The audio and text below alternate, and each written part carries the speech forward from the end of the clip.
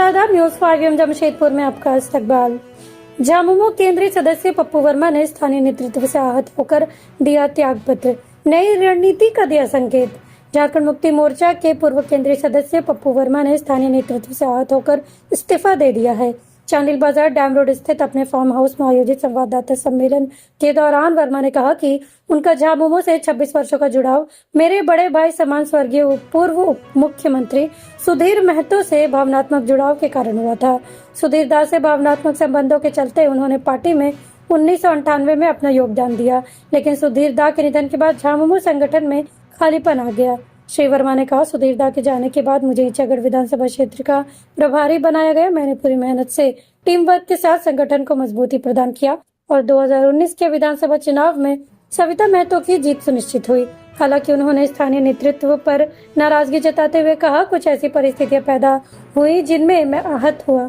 मैं सार्वजनिक रूप से बहुत कुछ नहीं कह सकता, लेकिन हालातों ने मुझे ये फैसला लेने पर मजबूर किया।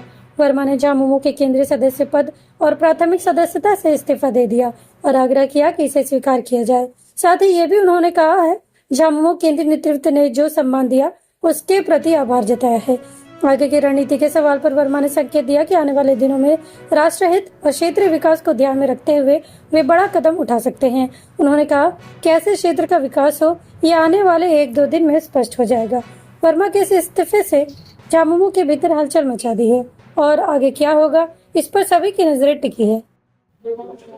उद्देश्य यह है कि बहुत ही आज झारखंड मुक्ति मोर्चा में मैं 26 वर्षों से संजोग की बात है कि अक्टूबर 1998 सुधीर दा के नेतृत्व में कभी बात मंडप कहलाता था। सुधीर दो लोग के टीम सुधीर दा लाल भैया चंपा दा 5 मंडप के नाम से और इसी मेरे आवास के ठीक पहले धर्मशाला है, वहीं पर हम लोग मैं छात्र संघ का राजनीति से किया करता था।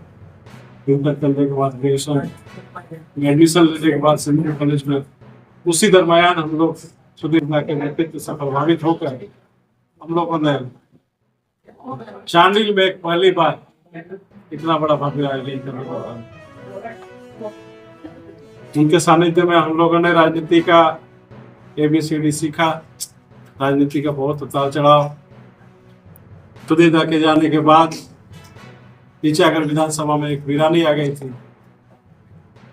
उनके जाने के बाद मुझे कार्यकर्ताओं ने पार्टी ने विधानसभा प्रभारी के पद दिया और मैं उसका निर्वहन किया।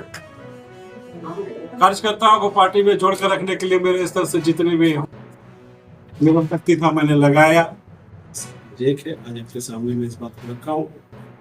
निश्चित रूप से आज 26 साल से राजनीतिक क्षेत्र में हूँ तो लोगों को ईचागढ़ आज इस पातकुम की धरती पे पातकुम के मिट्टी में यहाँ एक लोगों में एक ये भावना है ईचागढ़ की जो मूल समस्या है उस चीज का समाधान, ईचागढ़ का विकास, ईचागढ़ की समृद्धि, ईचागढ़ के आने वाले समय में किस तरह ईचागढ़ हमारा आगे जाएगा, कौन लोग उसको आगे ले जा सकते हैं, ईचागढ़ में किस मैनर से मैं उसको आगे ले जाने का काम कर सकता हूँ। उसके लिए मैं आपको ज्यादा वक्त ले लूंगा। 1 या 2 दिन में मैं आप लोगों के सामने में ले आऊंगा और उस चीज का मैं अपना इसका भी ब्रीफ 1 दिन के अंदर में 24 घंटे तक भाजपा में जाने की बात हो रही है।